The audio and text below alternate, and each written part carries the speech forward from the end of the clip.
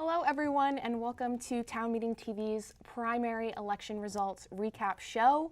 We'll be giving you a brief overview on the outcomes of the races as well as the candidates you can expect to see on the ballot in November.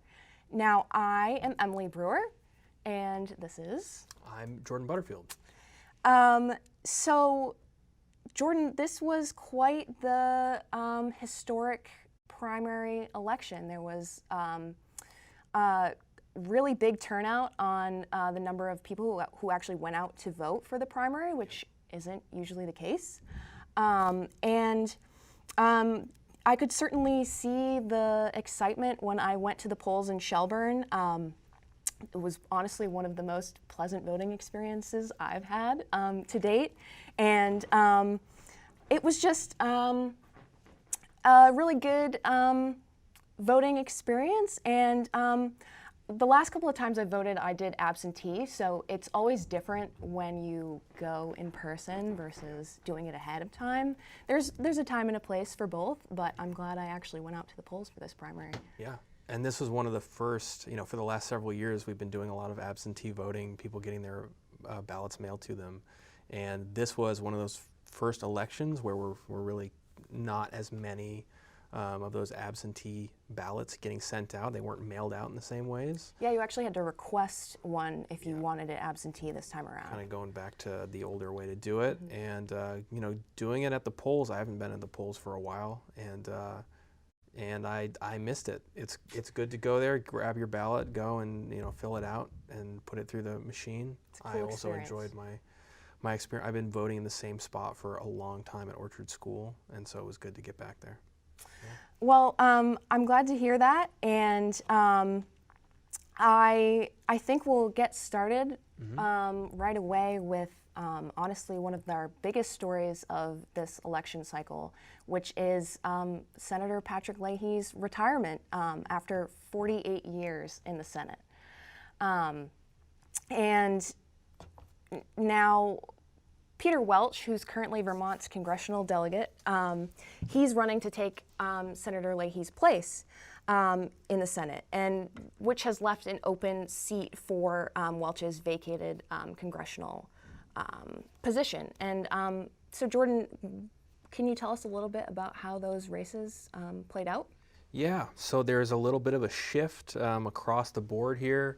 With Leahy retiring, people running for the new Senate seat, and then with Welch going to that Senate seat or looking to, vying for that Senate seat, people going to the congressional seat. So there's a lot of turnover, and that's going to be a theme for tonight's, the primary and for the general election.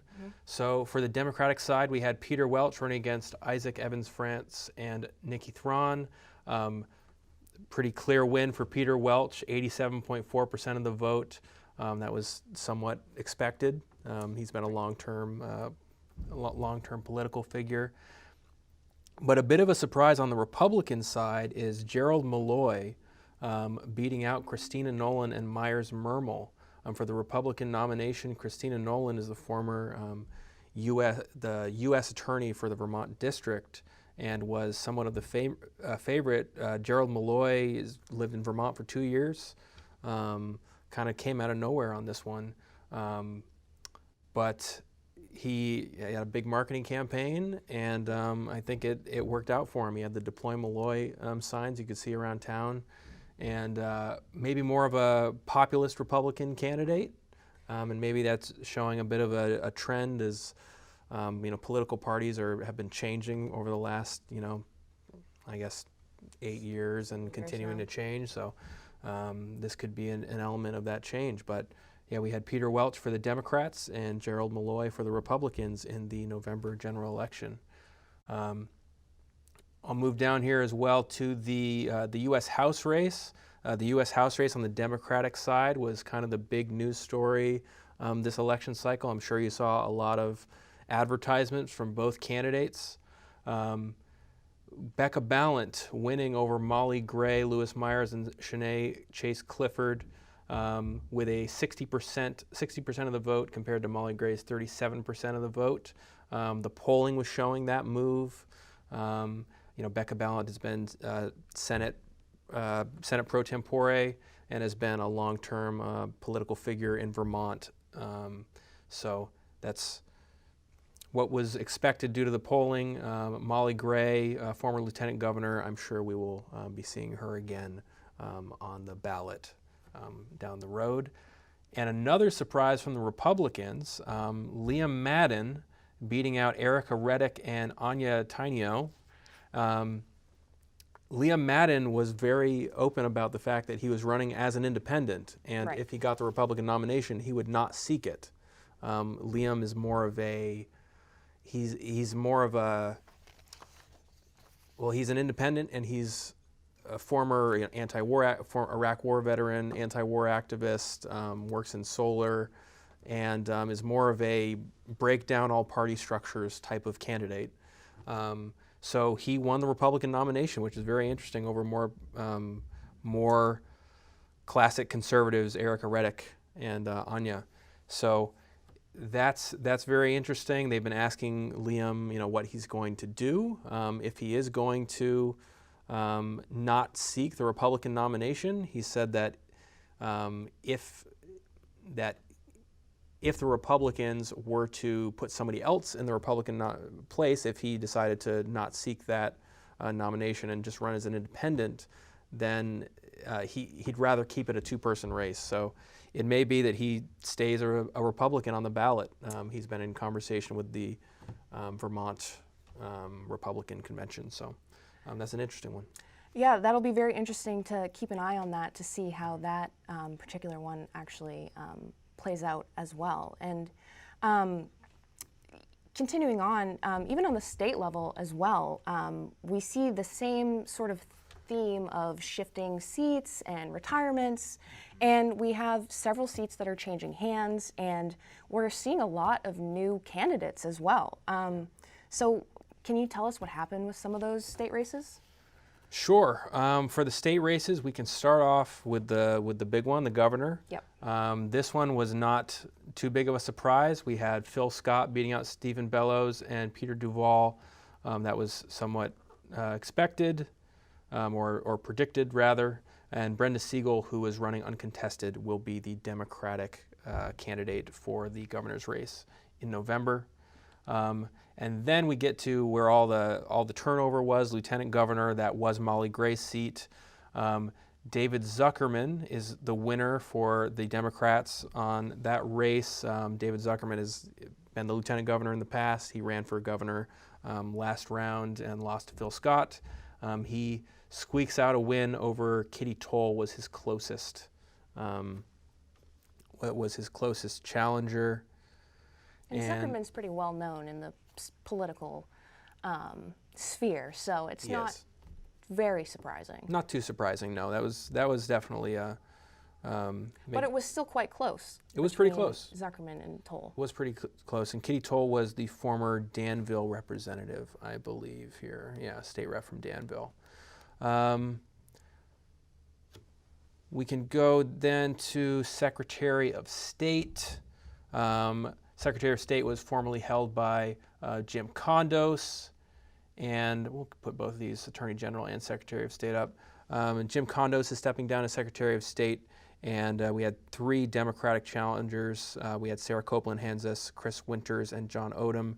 Sarah Copeland-Hanzas was a veteran lawmaker. Chris Winters is the former Deputy Secretary of State under Jim Condos, and John Odom was the Montpelier City Clerk. This one was pretty close as well, but Sarah Hanzas gets the win over Chris Winters and will be the next Secretary of State.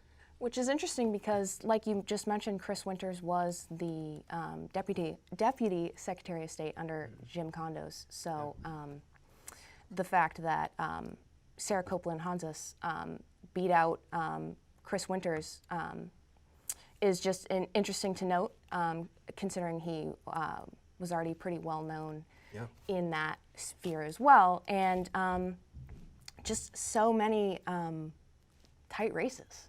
Yeah, yep, a lot of tight races, and there's a lot of Democratic women winning this primary season. That's been a theme as well. That has been a theme, and I've seen some reports calling it historic. Sure. And If then you will. on that, with the Attorney General, another Democratic woman winning, Charity Clark beating out Rory Thibault.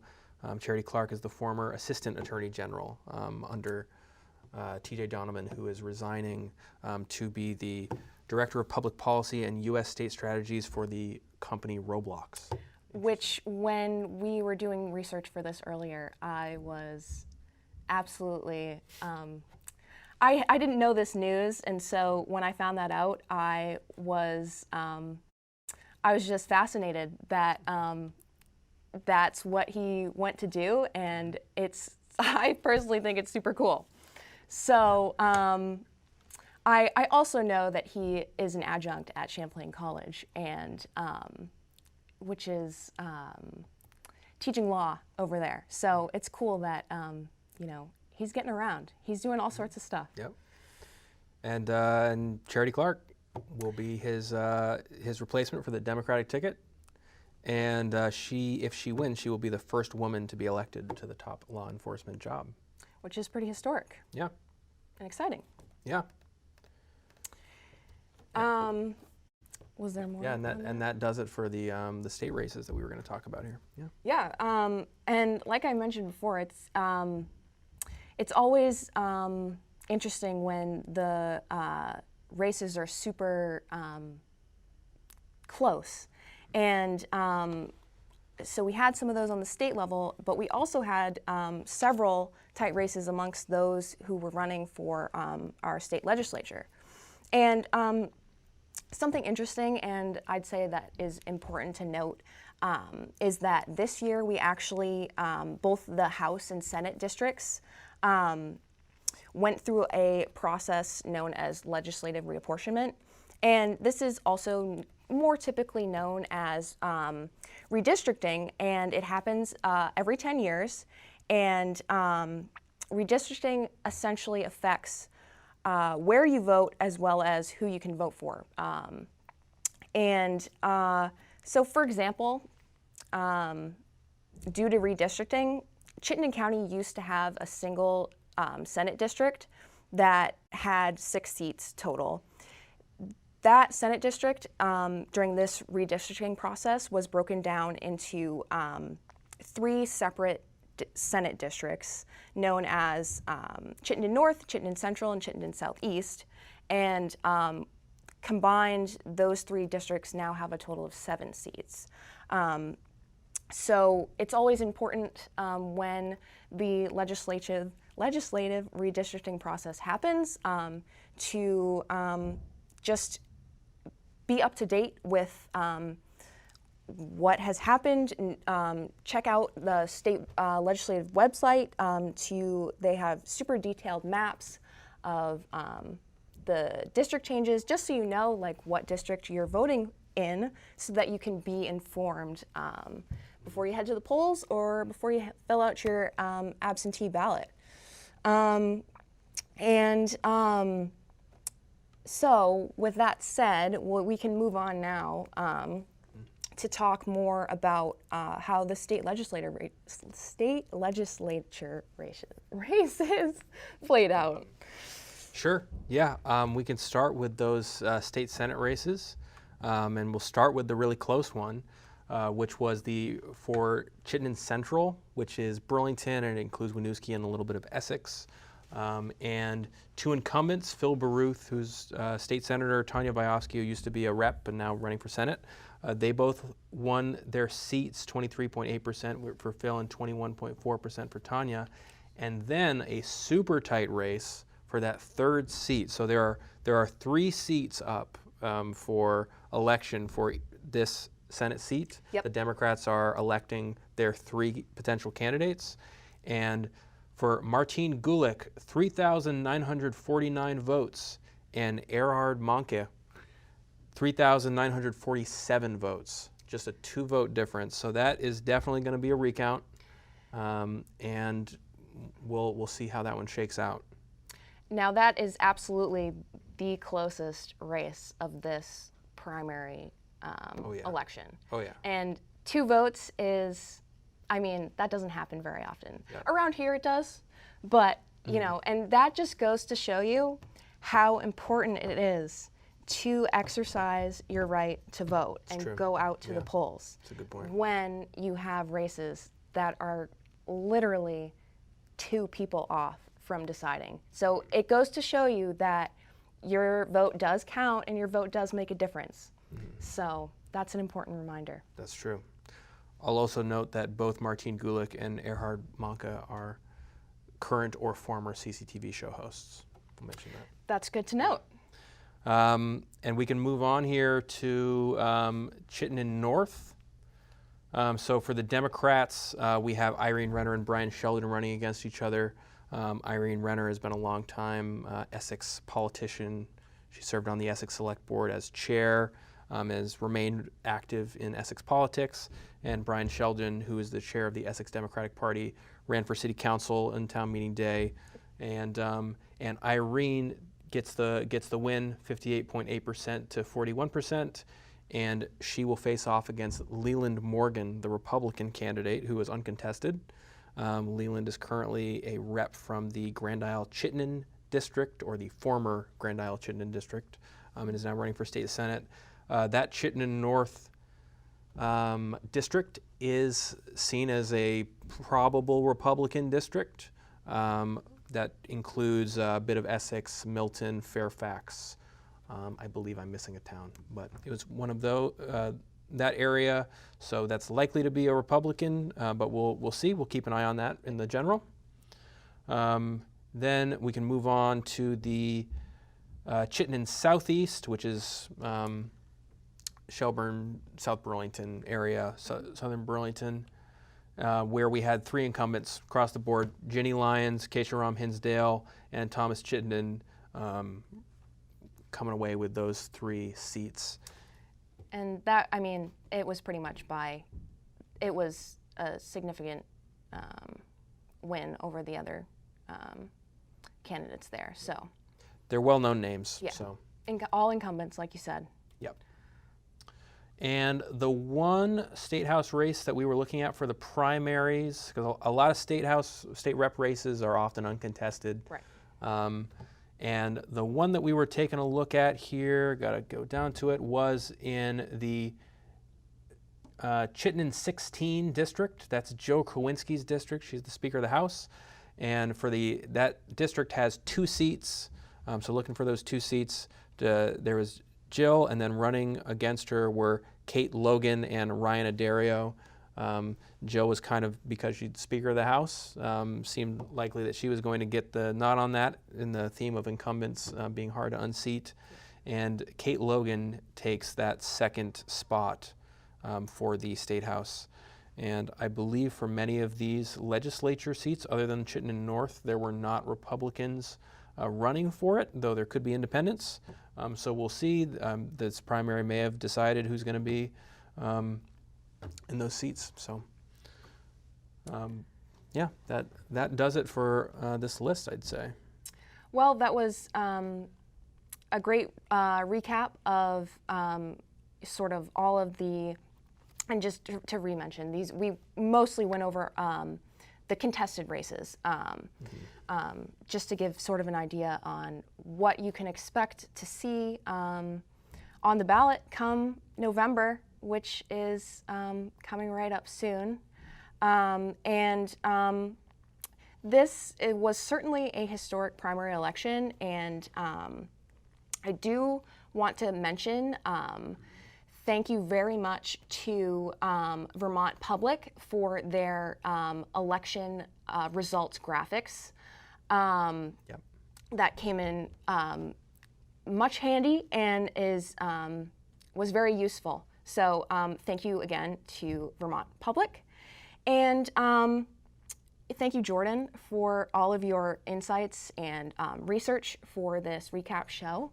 And thank you all for tuning in to this primary election results recap show. We don't usually do a show like this, but again, it was a historic primary, and we want to make sure that folks have elections on the brain, because November is coming up very soon, and we are going to start up our general election candidate forums. When did those get started up, Jordan? We're just figuring them out now. I just got the list today, so I'm going to start scheduling those this week. Perfect. I'm looking to start those hopefully in September and probably going through October as well. That's awesome. So keep an eye on Town Meeting TV's YouTube, Town Meeting TV's cable channels, our Facebook. We will be sure to let everybody know when those candidate forums are scheduled so that everybody can be informed before they head to the polls. And if you'd like to support Town Meeting TV's future election coverage, we would love if you'd consider making a donation at cctv.org/donate, just to ensure that we can continue to provide you with the most timely, accurate election coverage possible. And again, please don't forget to stay tuned to Town Meeting TV during our general election coverage. And thank you for tuning in tonight to our results recap show. Have a great night and take care. Yep. Thanks, everybody.